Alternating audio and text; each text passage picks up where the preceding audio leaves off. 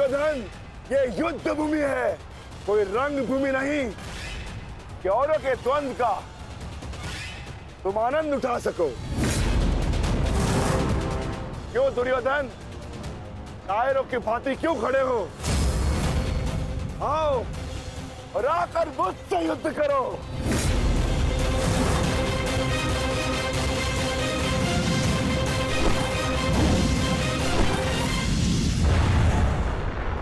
गंगापुत्र, शीघ्रता कीजिए, अर्जुन आपको द्वंद्व में उलझा रहा है।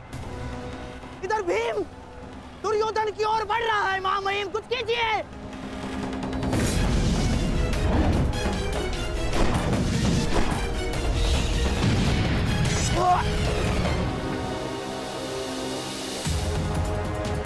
साथी,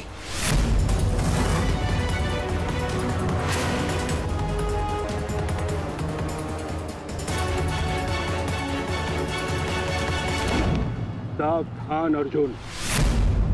या तो तुम युद्ध करना भूल गए हो या फिर तुम्हें युद्ध करने का साहस नहीं है। दुर्योधन नहीं, नहीं दुर्योधन, भीम तुम्हें उकसा रहा है।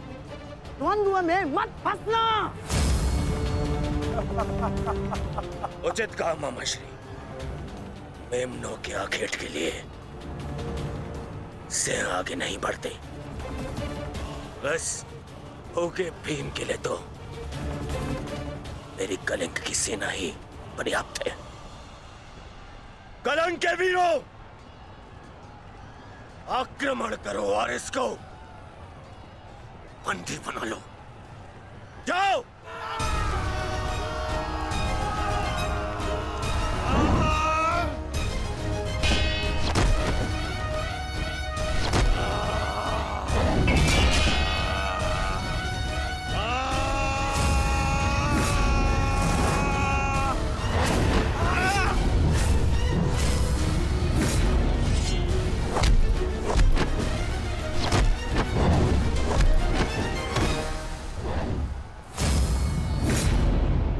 दुर्योधन, बस ये इतने से थे? अरे इनसे तो युद्ध करके मेरे हाथ पैर भी नहीं खुले।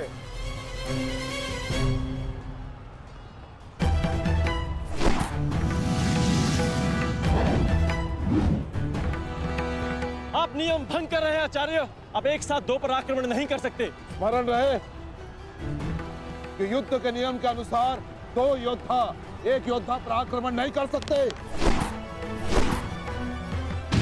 पर तो एक योद्धा दो योद्धाओं पर आक्रमण कर सकता है। सहदेव,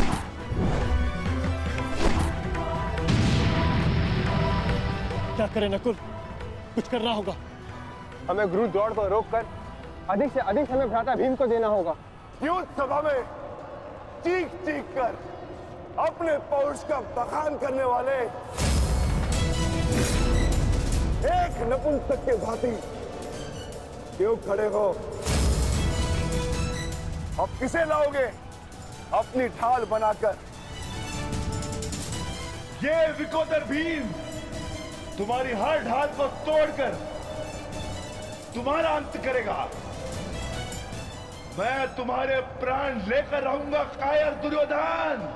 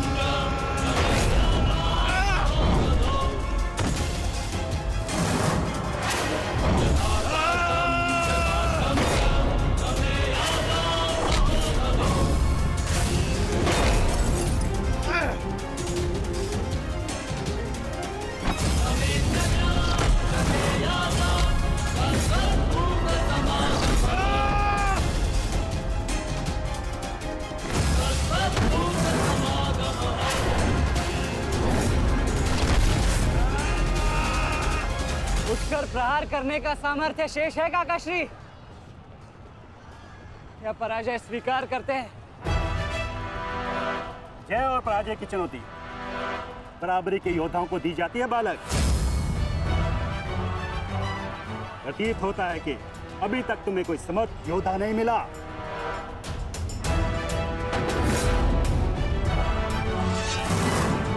मैं शब्दों के बाण नहीं चलाता नानाश्री। अच्छा, तो युद्ध करो या समर्पण करो।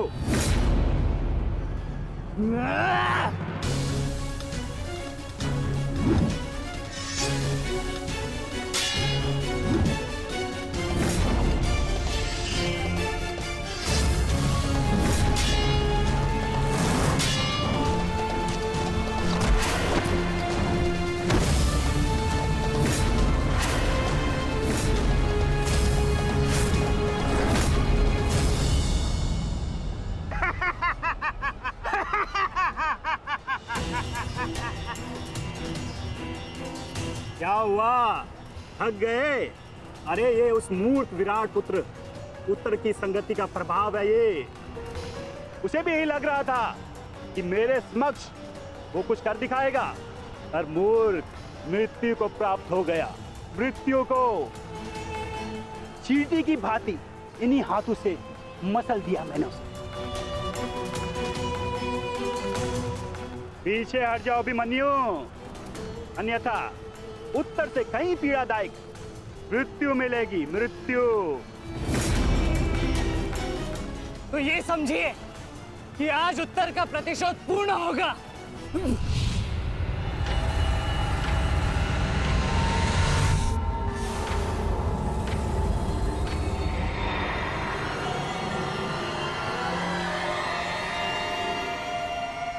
फिर से मूर्खता कर रहे हो अभिमन्यु। मेरी शक्तियों के बारे में ज्ञात नहीं है। शत्रु का क्रोध मुझे और बलशाली बनाता है। बलशाली।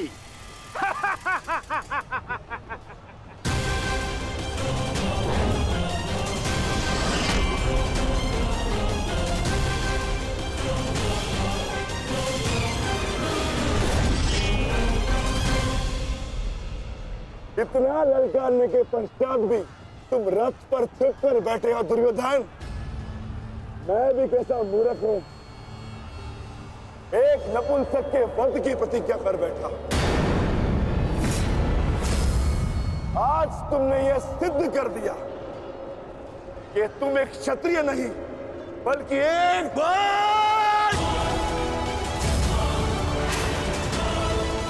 बहुत हो गया।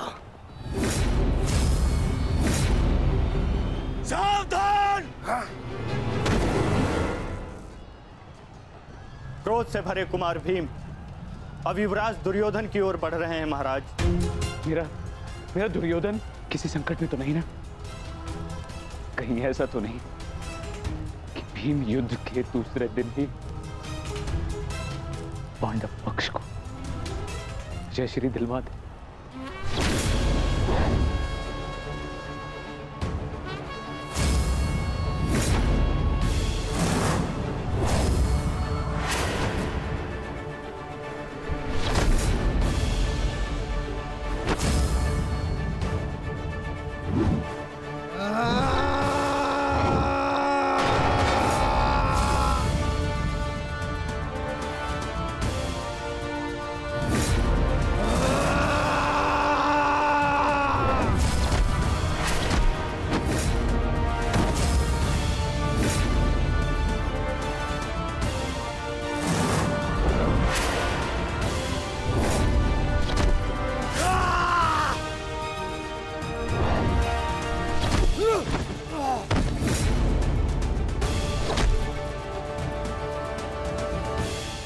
दुर्योधन मारो!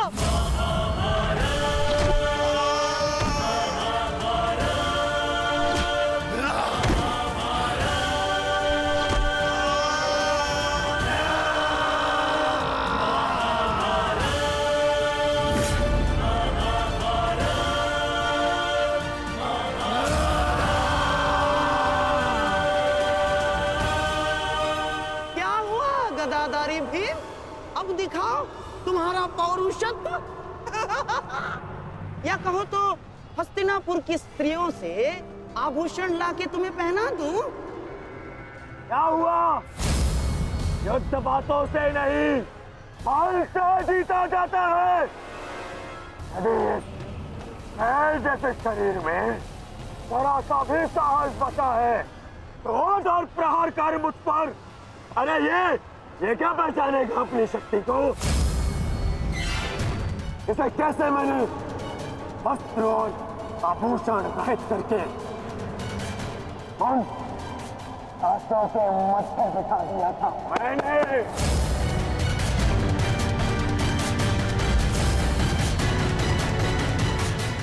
कदाचित ये भी भूल गया है कि कैसे मैंने बलि सभा में उस दासी द्रौपदी को उसका उचित स्थान दिखाया था।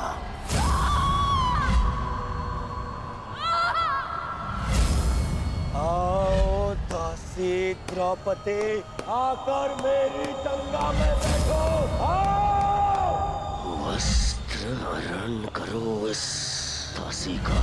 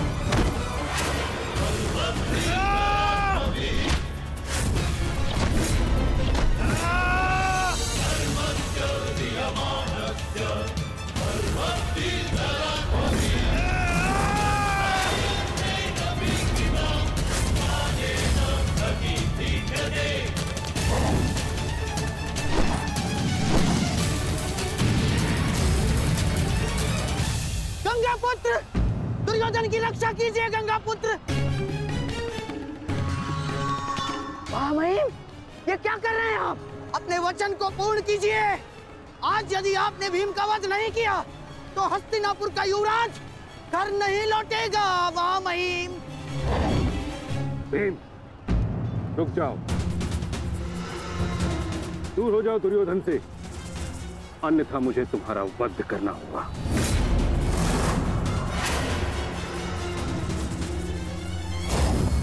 सावधान पितामह, यदि आपने भ्राता भीम पर प्रहार किया तो मुझे विवश होकर आप पर बाण संधान करना होगा। हट जाओ भीम। क्षमा चाहता हूं पितामह, आप अपना वचन पूर्ण कर रहे हैं तो मुझे भी अपनी प्रतिज्ञा का मान रखना है।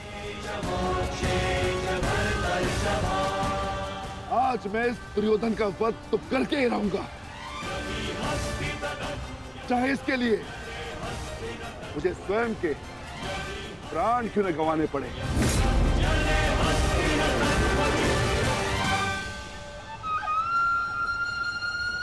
स्वयं के प्राण गंवा सकते हो भीम, परंतु क्या अपने दोनों भ्राताओं को इस आहुति में झोंक दोगे तुम?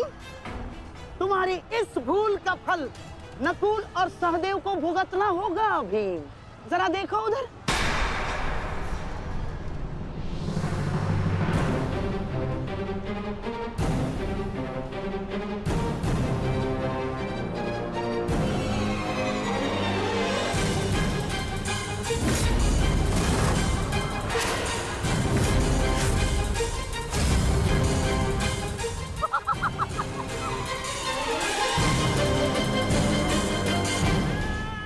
पिताश्री,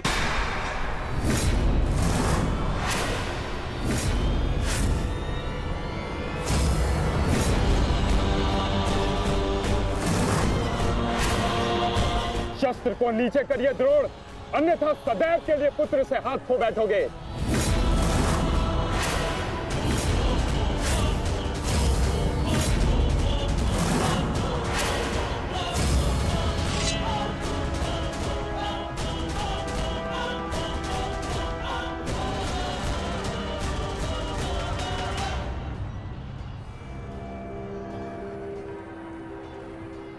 दुर्योधन, तेरा अंत आ गया है। तुम्हारे पास दो विकल्प शेष है दुर्योधन। या तो देश युधिष्ठिर के समक्ष आत्मसमर्पण करो, अपनी सेना को पीछे हटने का आदेश दो, या फिर अपने प्राण यमराज को समर्पित करो।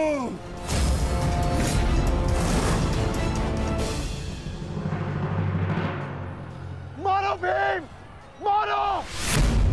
शीघ्रता करो भीम! इतनी भी क्या शीघ्रता है राजकुमार युधिष्ठिर?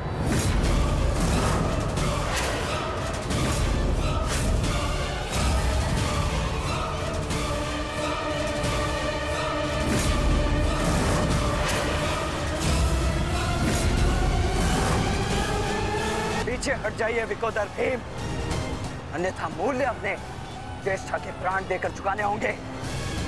नहीं भीम, नहीं! मेरी चिंता मत करो, अपना वचन पूर्ण करो। ऐसा अवसर दोबारा नहीं मिलेगा अनुज। मत करो इस दुर्योधन का। पांचाली के अपमान का प्रतिशोध लो भीम। मारो इस दुर्योधन को। एक बार पुनः सोच लीजिए, अवसर दोबारा मिल सकता है, परंतु ज्येष्ठ के प्राण दोबारा नहीं लौटेंगे। मारो भीम, मारो!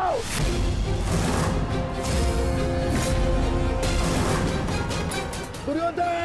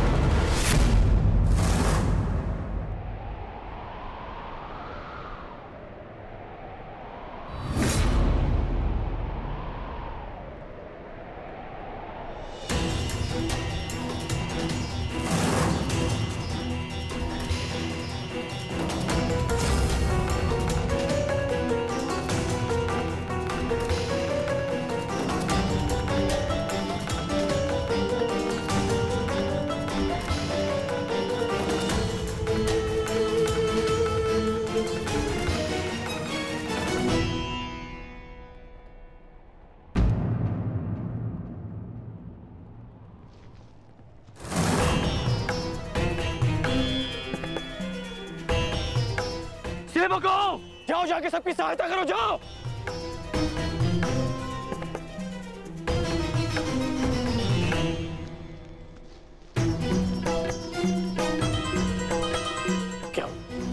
क्या हुआ?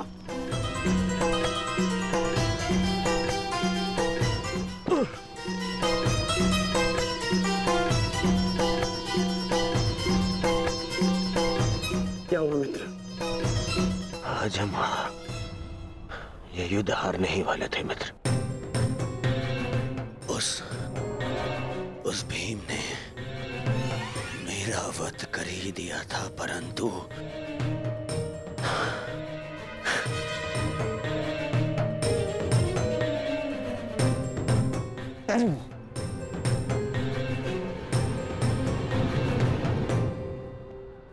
ठीक समय पर आकर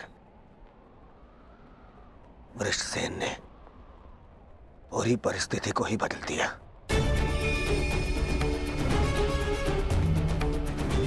वीर वृषसेन ने आज न केवल मेरे प्राणों की रक्षा की,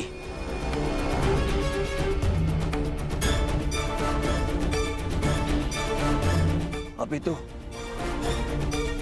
कौरव सेना को एक लज्जाजनक हार से भी बचाया।